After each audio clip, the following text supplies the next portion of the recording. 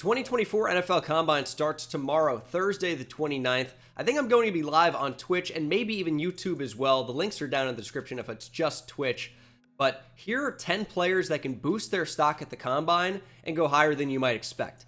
As we probably know, the Combine is most important for team interviews and medical testing, but the athletic testing is also important as there are a number of different tests that can be pretty good indicators of future success. A sub 4.47 20-yard shuttle among offensive linemen has proven to be a pretty good indicator of long-term success and steals down the board. A sub 6.89 3-cone among edge rushers has proven to be a pretty good indicator of long-term success as well. Obviously, there are hits and misses in there, but there can be some pretty good instances all in a row. You can see Joey Bosa, Max Crosby, Trayvon Walker, J.J. Watt, Harold Landry. Of course, Connor Barwin was a really good player for a long time. And of course, as well, 10-yard splits are the most important number among trench players.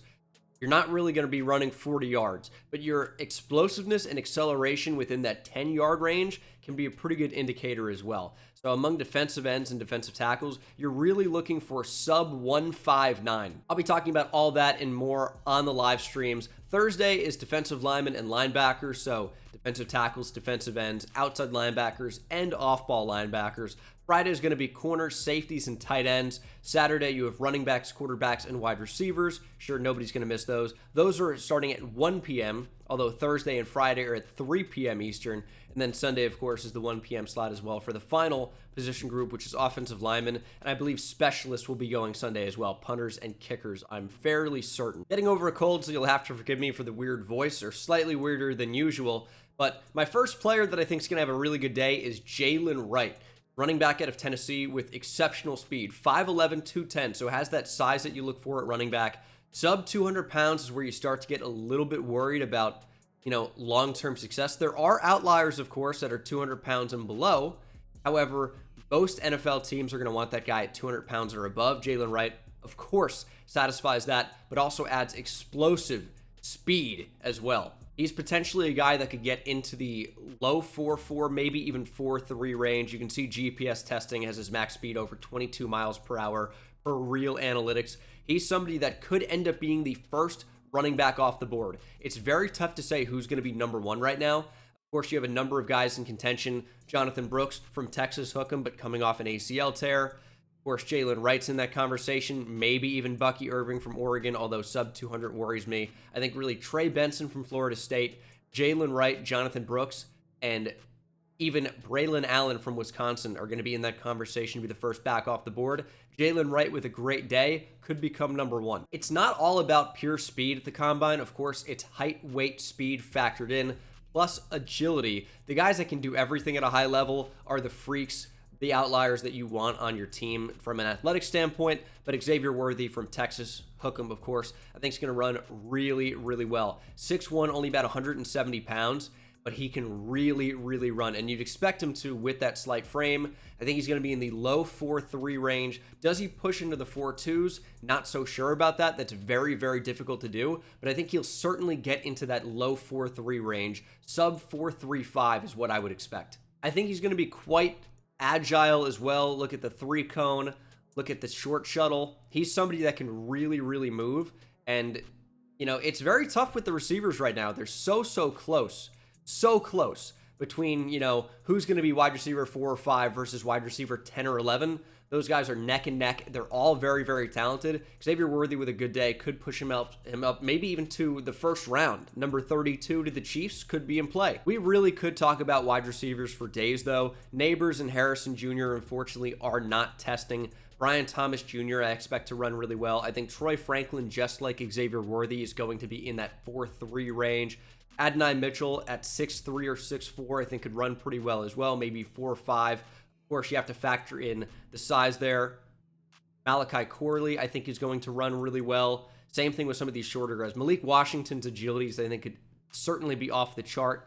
And for a height, weight, speed profile, Xavier Legette could be one of the fastest players at his weight at 223 pounds. People call him DK Metcalf Light. Does not have the same height or weight, but I think he could have similar type speed. Don't know if he's going to push 4.34 or 4.33 like DK Metcalf had, but I think Legette's going to be in the low 4.4s, maybe even faster than that. I mean, he can really, really run. But I do want to highlight Rome Odunze. He's got really solid size, 6'3", 215 pounds, and I think he could run better than people expect. I think he could certainly push into the 4.4s. I think he's going to jump really high as well. And with Malik Neighbors and Marvin Harrison Jr. not testing, Rome Odunze is going to be the one to watch. And Odunze and Neighbors could potentially be neck and neck for wide receiver 2. Maybe Odunze with a really good day gets pushed into that wide receiver 2 spot and goes ahead of Malik Neighbors. Last receiver I'll highlight, that's Michigan's Roman Wilson.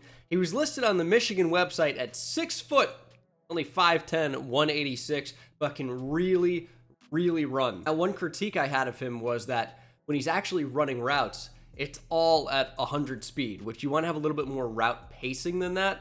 However, in terms of performing at the combine, Roman Wilson should be amazing. I'm thinking low 4.3s again with amazing agility testing. 3-cone and short shuttle, I think, are going to be some of the best of the entire combine, not just receivers, but everybody. But the offensive lineman I'm most interested in watching will be Georgia's Amarius Mims. He's 6'7", 340, but moves around like he's a much lighter playing weight. I'm very curious what his 40 and 10-yard splits will be, and I think his agility testing could be surprising. Will it be anything that blows us out of the water? Tough to say. He's 6'7", 340 pounds, but even close to the top of that offensive line class at 6'7", 340 will be very impressive. It is typically more difficult for guys with really long arms to perform well in the bench press, but with the strength of Amarius Mims, you never know. He could push above 30, maybe even 40 reps at 225. Could be difficult, but possible. I think the biggest winner of the entire combine weekend will be Penn State's Chop Robinson.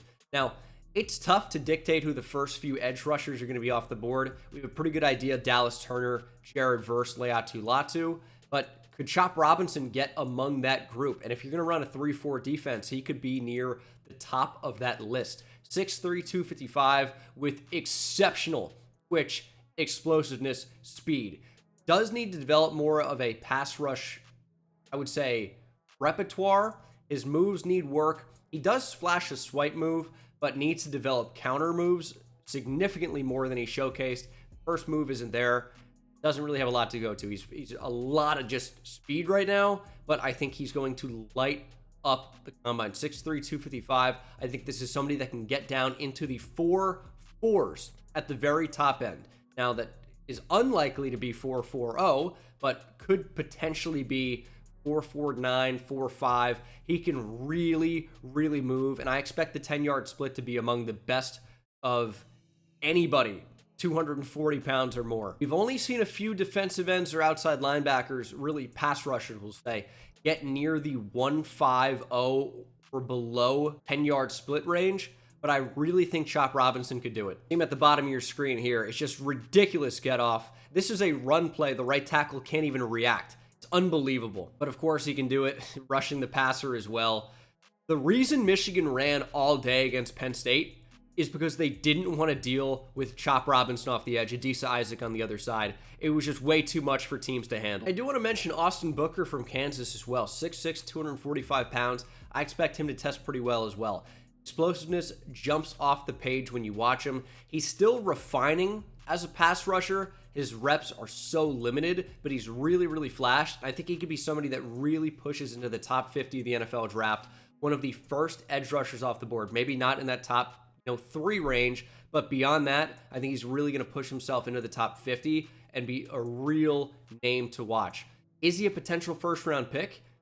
That's at the very, very top end of that, but there's a possibility, especially if he blows everybody away this weekend. We mentioned Jalen Wright earlier, potentially solidifying himself as the first player off the board at his position. I think that can be the same of Texas' Byron Murphy. Of course, him 6'1", 308 pounds with exceptional explosiveness. You typically don't see someone near 300 pounds run into the 4.8s. I think Byron Murphy will this weekend. Is he going to push into the 4.7s? Could he be 4.9? Potentially on both sides of that, but I think he's going to push into the 4.8 range. He can really, really move. Then you look at the profile of Devontae Wyatt, a little bit taller at 6'3", but around the same weight. He ran 4.77 with a 1.66 10-yard split. I think Byron Murphy could push into that range. Not sure he'll be quite as quick, but it wouldn't surprise me if he was. You have to remember, not everybody's created equally. Elijah Cansey's 6'1", but only 281 pounds. So him running 4.67 with a 1.64 10-yard split is very impressive, but just because a player like Byron Murphy or Johnny Newton is slower at a larger playing weight doesn't make it less impressive. And the last defensive lineman I'll hit on is Chris Jenkins from Michigan. Of course, son of Chris Jenkins, was a Panther, was a Jet, was an all-pro interior defensive lineman, and a very different style player to Chris Jenkins Jr. Chris Jenkins was 360 pounds.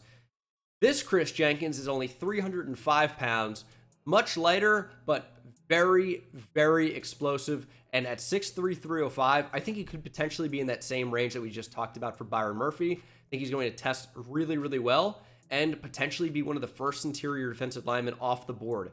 It's probably going to be Byron Murphy up there, Johnny Newton arguing for the #1 spot. But Chris Jenkins could be, number 3, number 4, potentially maybe even number 2. I think Junior Colson from Michigan is going to test really well. Peyton Wilson as well. But the one I wanted to hit on was Edgerrin Cooper. Peyton Wilson, I think the injury stuff is going to be kind of a red flag that pushes him down the board. But Edgerrin Cooper could be the first linebacker drafted. 6'2", 227, kind of like that modern type feel linebacker. He is really, really explosive, can come off the edge as well, but is an off-ball linebacker at the next level. I think he's going to push into the 4.4s. Now, this, of course, is at the top end of that range. It's very, very difficult for a player to push into the 4.4s at near 230 pounds, but it's doable. And Edgerrin Cooper from A&M, his explosiveness jumps off the page when you watch him. And could he be a first-round player? Now, over the past couple of years, has been, does a linebacker push into the first round? It's one of those undervalued positions along with safety and running back. But yes, these guys do end up going in the first round. Edgerrin Cooper could be the first-round linebacker this year. And to wrap things up, we'll talk about 2 corners. The first one, Toledo's Quinyon Mitchell, was 4.39 verified in the offseason. That's without official combine training. Quinyon Mitchell could run even faster than 4.39 in Indianapolis.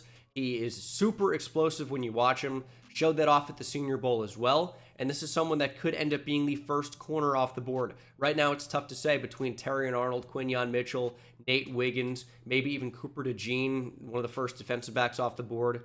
However, Mitchell with a huge day could be the first defensive back off the board. Super explosive. I think we're going to see that. I don't think it's out of the realm of possibility that he's going to be low 4.3s. I think he's going to do well in the agility testing as well. I think he's really, really going to jump well. A lot of times you see the explosive guys run really fast, but also jump really high. And that type of thing is important at defensive back. And of course, we have to mention Nate Wiggins.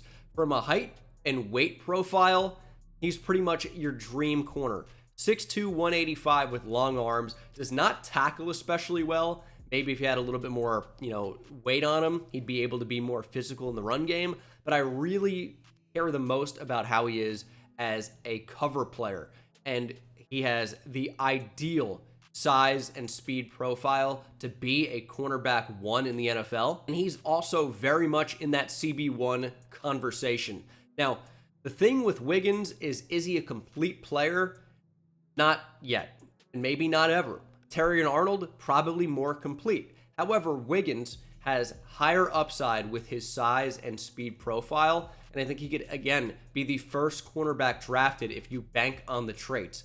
He's still developing, as all these guys are. He's a little bit more raw, but the athleticism is insane, and I think we absolutely see that this weekend when the cornerbacks go. Should be very, very fun to watch. I'm thinking 4.3 type speed as well. I think he's also going to jump incredibly well. He's someone that I'm really, really looking forward to watching, and I'll be live on Twitch, twitch.tv/Bengal, maybe even YouTube as well. Make sure you're subscribed, and I'll see you in the next one. Take it easy.